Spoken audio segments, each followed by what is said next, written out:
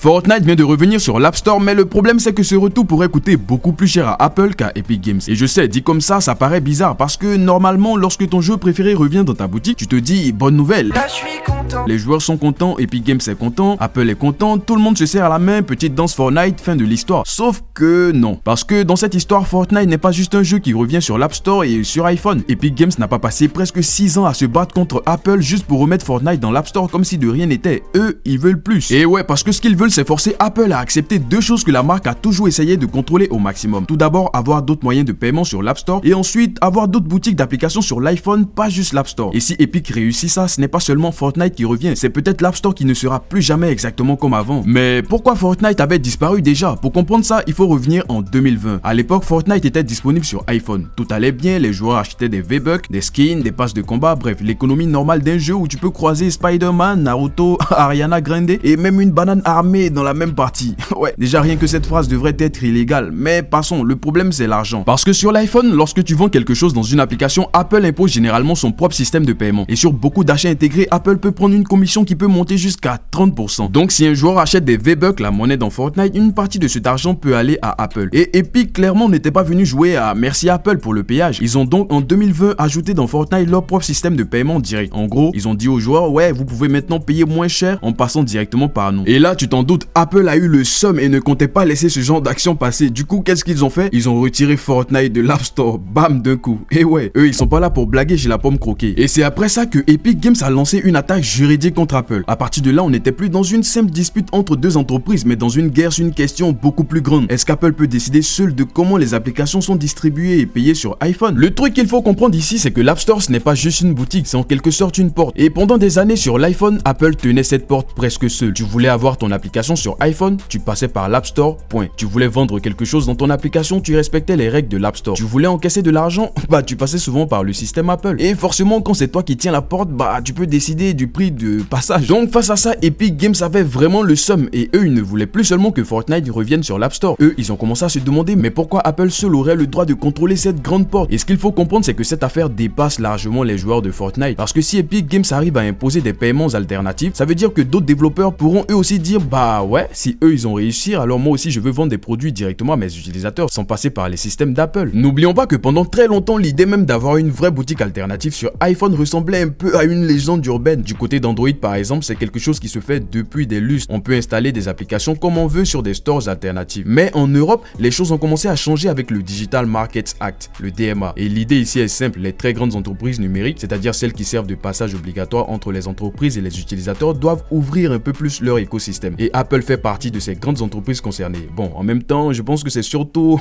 à cause d'Apple qu'ils ont mis cette loi en vigueur. Et le résultat de tout ça, c'est qu'en Europe, Apple a dû mettre en place des possibilités pour les développeurs qui veulent proposer des applications via d'autres marketplaces, c'est-à-dire d'autres boutiques d'applications. Alors attention, ça ne veut pas dire que c'est devenu la fête et que tout le monde peut maintenant faire ce qu'il veut comme il veut. Ah non, non. Apple garde toujours certaines règles et conditions en expliquant que ces contrôles servent à protéger la sécurité, la confidentialité et l'expérience utilisateur. Et sur ce point, il faut être honnête, Apple n'a pas totalement tort. Parce que si demain, n'importe qui peut installer n'importe quoi depuis n'importe où, il y a aussi un vrai risque de voir débarquer déjà des applications éclatées au sol, mais aussi des arnaques, des copies, des trucs qui te promettent de booster ton iPhone et qui finissent par booster uniquement le compte bancaire d'un escroc à l'autre bout du monde. Donc le truc, c'est pas juste Apple est méchant et Epic Games est gentil. Ce serait trop simple. C'est plutôt de savoir est-ce qu'Apple protège ses utilisateurs ou est-ce qu'Apple protège surtout son contrôle. Mais pourquoi cette question? Bah parce que c'est exactement là qu'Epic Games attaque. Eux, ils veulent pouvoir distribuer leurs jeux sans être obligés de passer par l'App Store. Et quand tu regardes les choses comme ça, Fortnite devient une arme parfaite. Pourquoi? Parce que Fortnite est connu, Fortnite attire l'attention, Fortnite a une communauté énorme et surtout, Fortnite peut transformer un débat technique en un sujet grand public. Maintenant, il faut être clair, ce retour de Fortnite sur l'App Store ne veut pas dire qu'Apple est tombé au sol en criant « j'abandonne ». Bien au contraire, Apple reste extrêmement puissant, l'App Store reste immense, l'iPhone reste un écosystème ultra contrôlé et même quand Apple ouvre certaines portes, notamment en Europe, ces portes ne sont pas ouvertes comme dans un centre commercial un samedi après-midi. Il y a encore des conditions, des frais, des validations à faire et surtout, il y a encore une architecture pensée par Apple. Ce qui fait que la situation ressemble tout de suite moins à Epic Games a explosé le mur, mais plutôt à un truc comme Epic Games a réussi à faire une fissure et maintenant tout le monde regarde si cette fissure va s'agrandir. Parce que si Epic Games gagne seulement le droit de remettre Fortnite sur l'App Store, c'est une victoire importante, certes, on va pas le nier, mais si Epic Games arrive à pousser Apple à accepter plus largement des paiements alternatifs et boutiques alternatives, là ce ne sera plus seulement Fortnite qui aura changé, mais l'iPhone en lui-même. Et c'est pour ça que ce retour de Fortnite est beaucoup plus important important qu'il en a l'air. Maintenant, tu peux te dire, ok, mais moi je ne suis pas développeur, je ne suis pas juriste et je ne dépense pas 80 € par mois en skins Fortnite, donc pourquoi ça me concerne? Eh bien, ça te concerne parce que cette bataille peut changer la façon dont tu utilises ton iPhone. Si Apple est obligé d'accepter plus d'alternatives, tu pourrais voir apparaître plus de boutiques d'applications, plus de moyens de paiement et peut-être des prix différents, peut-être aussi plus de liberté pour certains services. Mais il y a aussi l'autre côté, et plus d'ouverture peut aussi vouloir dire plus de confusion, plus de choix, plus de risques, de concurrence, mais aussi plus de responsabilité pour l'utilisateur. Et c'est aussi ça l'un des dilemmes. Apple dit en gros, si on contrôle beaucoup, c'est pour protéger l'utilisateur. Et Epic Games à côté répond, non, vous contrôlez beaucoup parce que ça vous rapporte énormément. Et quelque part, les deux phrases peuvent être vraies en même temps si on regarde bien, ce qui rend le sujet très intéressant d'ailleurs. Apple protège un écosystème très propre, très fluide et très rassurant, mais on va pas se mentir, cet écosystème c'est aussi une grosse machine à cash et Epic Games veut casser l'idée qu'une seule entreprise puisse décider qui entre, qui vend, comment on paye et combien ça coûte. Donc oui, Fortnite est revenu sur l'App Store, mais ce retour n'est pas une fin heureuse avec un générique et musique épique à la fin. C'est plutôt le début d'un nouveau chapitre parce qu'à partir du moment où Apple accepte même partiellement l'idée d'autres paiements et d'autres boutiques, une question devient impossible à éviter. Combien de temps Apple pourra encore contrôler seul ce qu'on installe, ce qu'on achète et ce qu'on paye sur l'iPhone? Et c'est là que le retour de Fortnite devient beaucoup plus gros qu'une simple actualité gaming. Si tu veux tout savoir de cette nouvelle arnaque IA au vol de voix qui circule en ce moment ou tout comprendre du procès qui opposait Elon Musk à OpenAI et Sam Altman, clique sur l'une des deux vidéos et moi je te dis à très vite pour la prochaine vidéo.